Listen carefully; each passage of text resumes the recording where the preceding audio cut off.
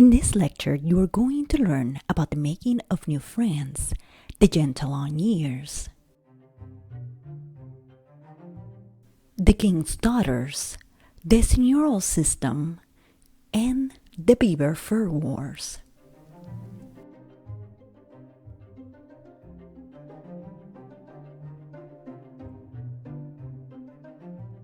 In 1660, the entire population of New France was only 3,000 people, a far cry from the English colonies on the eastern seaboard, which were bursting with 100,000 colonists or more during the same time. To solve the issue of low population, King Louis XVI, on the advice of his Comptroller General of Finance, Jean-Baptiste Colbert-Louis, cancelled the Company of 100 Associates and elevated New France to the position of royal providence under the direct authority of the king himself. Changing from a company-run settlement to being ruled by royal decree was a dramatic measure, but it worked. Within 10 years, the colony had more than double in size. Louis indeed saved New France.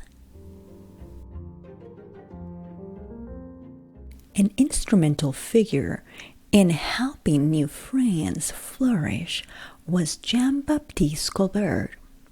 He served as Comptroller General of Finance from 1665 to 1683 and Secretary of State for the Navy from 1668 to 1683 under King Louis XVI of France. He carried out the program of economic reconstruction that helped make France the dominant power in Europe.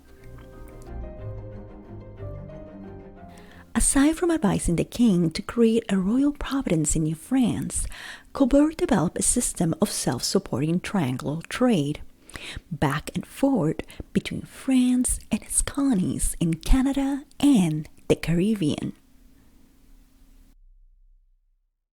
Canadian colonies would ship furs, fish, timber, and minerals. The Caribbean colonies would supply rum, molasses, and sugar. And France, in turn, would supply textiles and manufactured goods.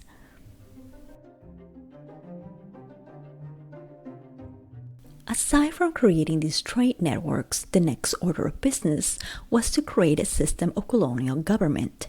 In 1663, King Louis XVI established a governor and a sovereign council and an intendant.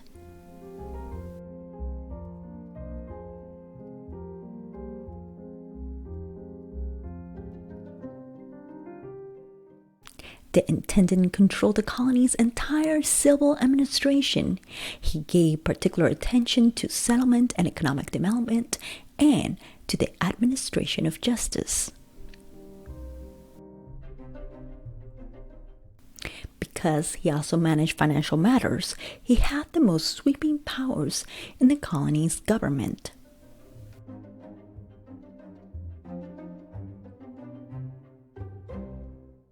Appointed by a royal commission and subject to recall at will, the intendant reported to the Minister of Marine.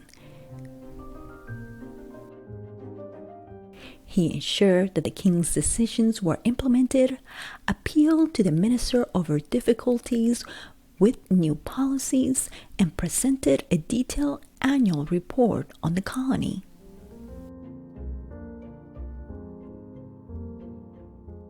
He acted either by direct order or by decree of the Sovereign Council, which he chaired. Intendants were usually chosen from influential circles outside the nobility and were noted for the competence and care with which they performed their duties, One of New France's best-known intendants was Jean Talon.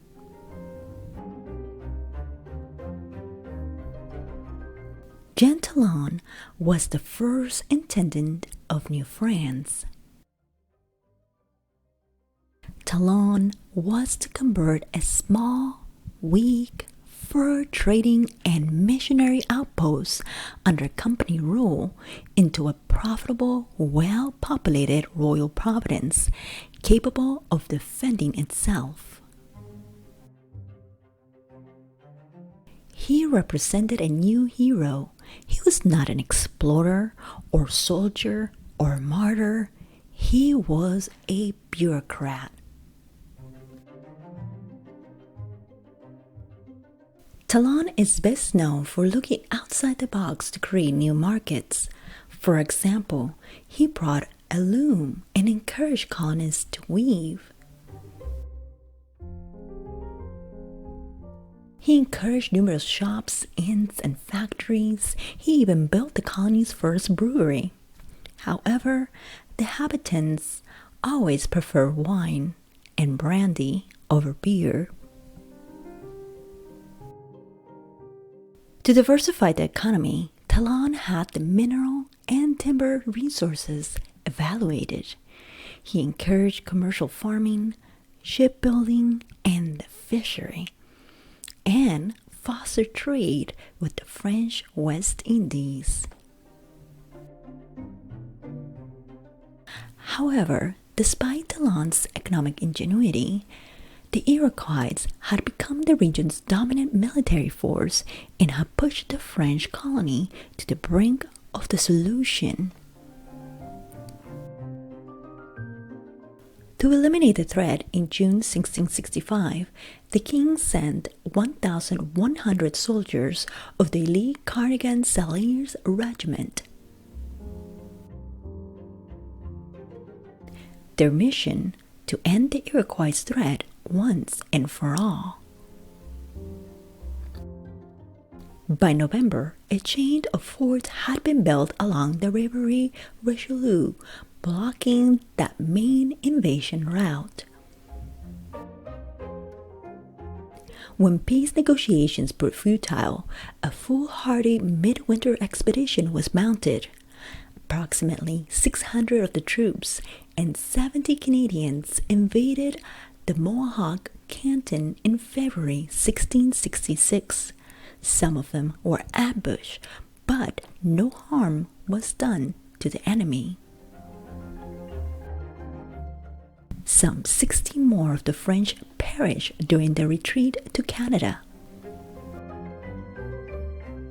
In September, the regiment again invaded the Mohawk country. They found the villages deserted and burned to the ground.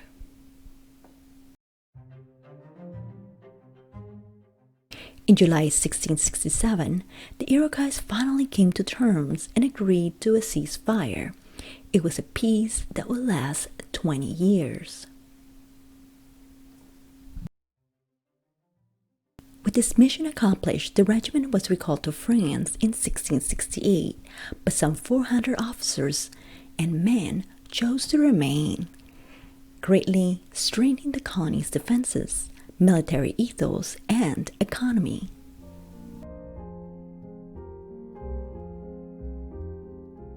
However, the issue of low population remained.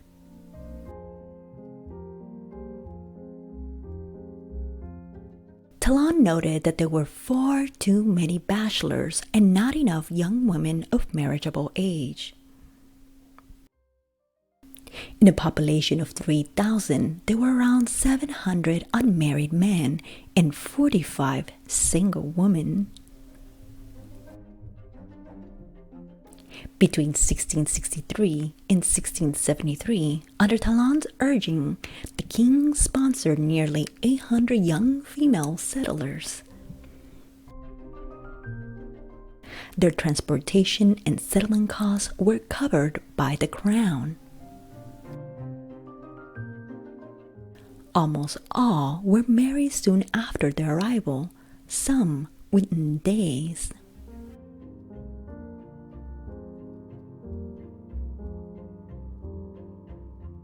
Many residents of Quebec in Canada today can trace the roots back to these ladies.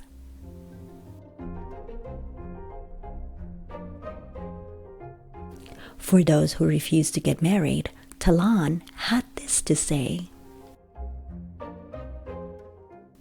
I have ordered that bachelors be deprived of the right to trade and hunt, and that the honors and privileges of church and community be withheld other than by decree if within 15 days of the arrival of vessels from France they are still not married. So basically, he forced all those young bachelors to get married. Talk about being forced to tie down.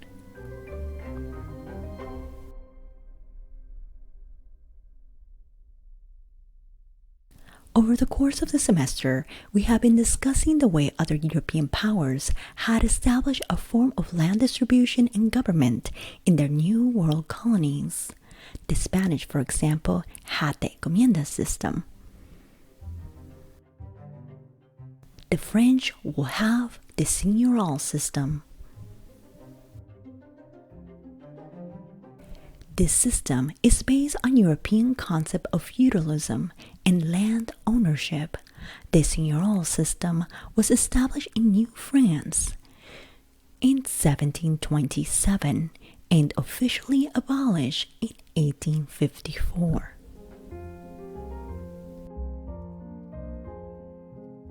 As part of the seigneurial system, the crown granted land titles to certain deserving individuals and institutions. These were usually soldiers, noblemen, or religious organizations, but especially in Canada, they could also be wealthy or well-connected commoners.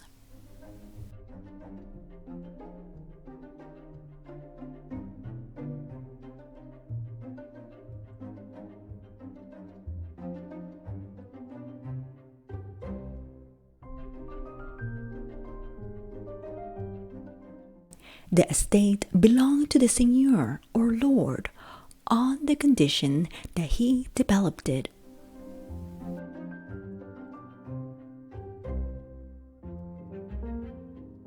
These usually involved building and maintaining a manor, a mill, and even a fortress. To achieve this, the seigneur brought in laborers who lived on his land and worked it. These tenants, later known as sentiers or habitants, did not own the land they worked, but they could pass it on to their children.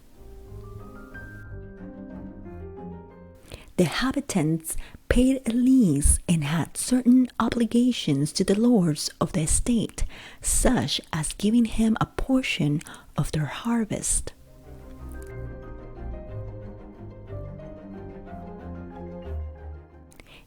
In New France, 80% of the population would soon live in rural areas governed by this system of land distribution and occupation.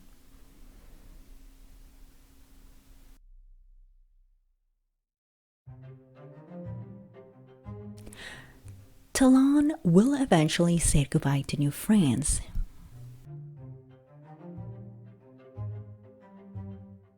He had accepted the post in Canada as a route to promotion, and in 1671 he asked the king's permission to return to France.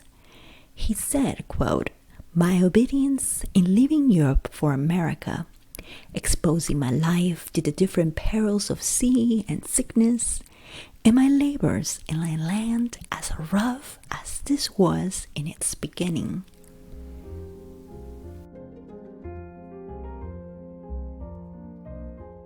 He returned in 1672 and was appointed secretary to the king, member of the royal household, and was named Count d'Orsoville. Today, Talon is remembered as an entrepreneur and originator of the family allowance, but his enduring legacy was the centralized royal administrative and legal framework in New France.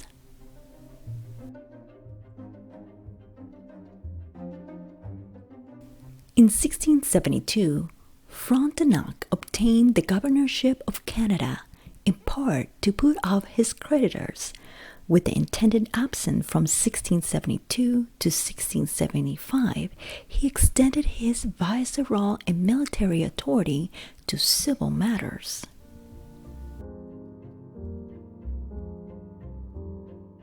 Frontenac was a controversial figure. His pretensions, such as being the Corn Sales Souverain's chairman, were resisted by other officials, whom he sometimes exiled or placed in confinement. The clergy were offended by his approval of selling brandy to the indigenous people. But perhaps one of his most influential policies was Frontenac's attempt to revive the fur trade in the frontier. He often benefited himself from this trade, and his efforts led to renewed hostilities with the Iroquois.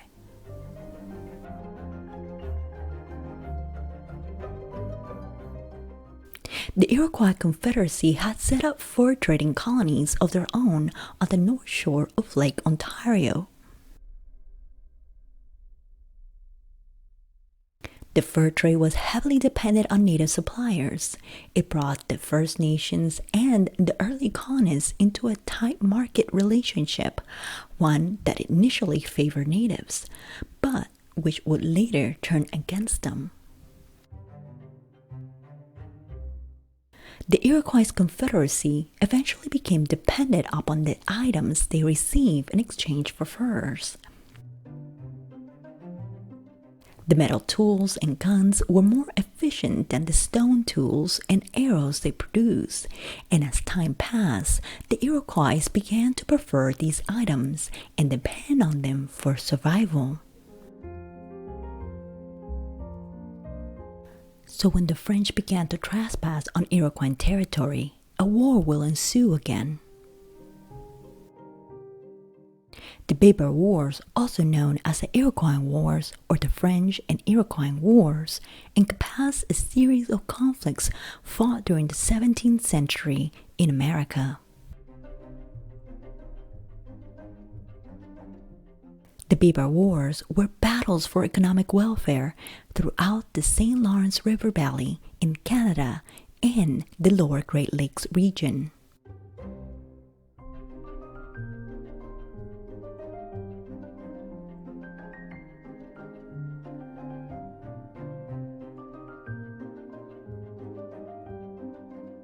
When the Iroquois lost their Dutch allies in the New Netherland colony, after England took it over in 1664, the English became trading partners with the Iroquois.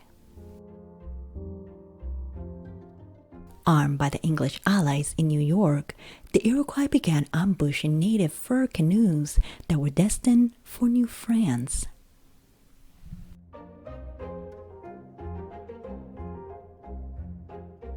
Then, in 1684, the French launched a raid deep into the Confederacy territory. It turned into a humiliating fiasco, but the French were undeterred to expand their fur trading networks. In 1687, when a delegation of 40 Onondaga envoys arrived to negotiate a ceasefire, they were seized and sent back to France as slaves.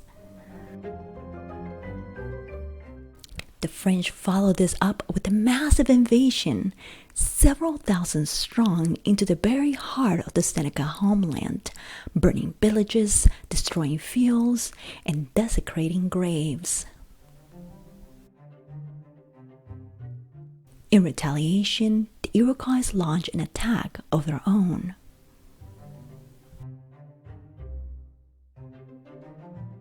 In August of 1689, the Iroquois fell on the small community of Lanshine, killing 24 settlers and carrying off almost 60 more for torture and execution.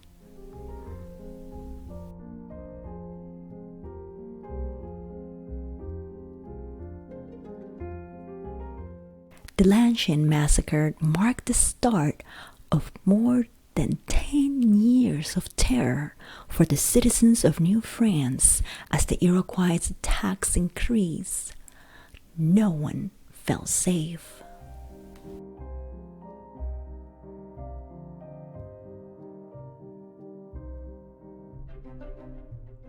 Over the years of conflict between the French and the Iroquois, there will be hundreds of battles and attacks.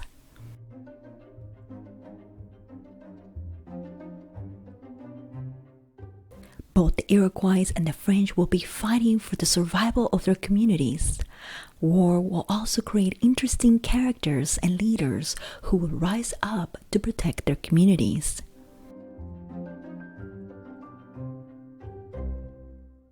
One of the most known war heroes of the era is Madeleine de Bercherac. In 1692, the 14-year-old Madeleine defended her family farm from the Iroquois while her father was away on business.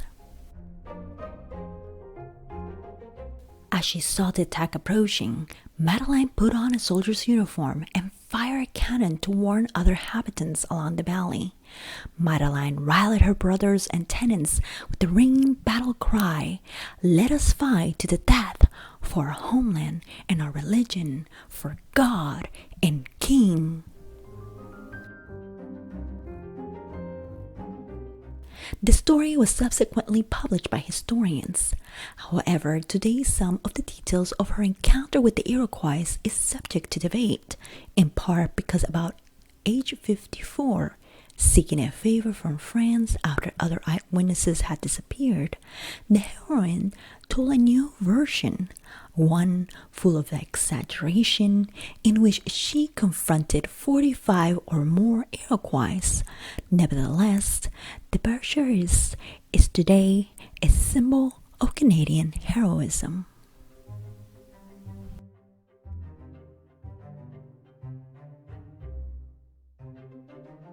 After years of fighting, by 1700, the tide had begun to turn against the Iroquois.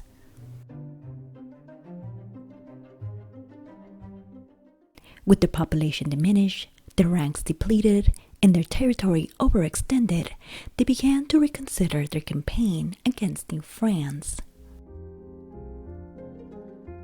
The French had pushed back the Iroquois back into their original territory, south of Lake Ontario, and in 1701, the Iroquois signed a peace treaty with New France. Under this treaty, the Iroquois agreed to maintain neutrality in any future Anglo-French conflicts, and New France relented and allowed the Iroquois to trade in the interior. In this sense, 1701 marks the end of an era.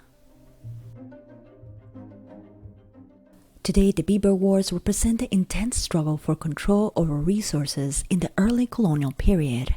The Beaver Wars also resulted in the permanent diaspora and destruction of several First Nations in the eastern woodlands. But the Iroquois had not been defeated. In fact, they have fought the French to a standstill, and they will endure as an independent power in their own land until well after the passing of New France.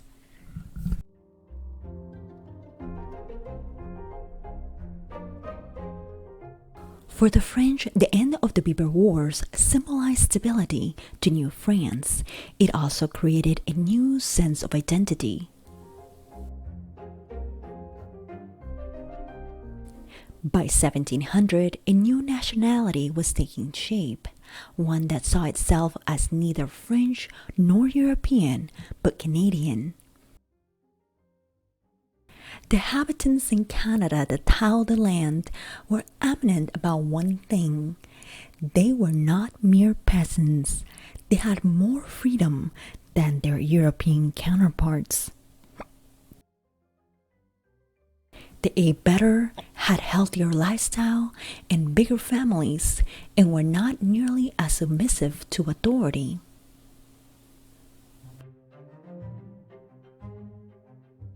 So, Next time, we will continue to discuss these changes and the growth of the Canadian identity.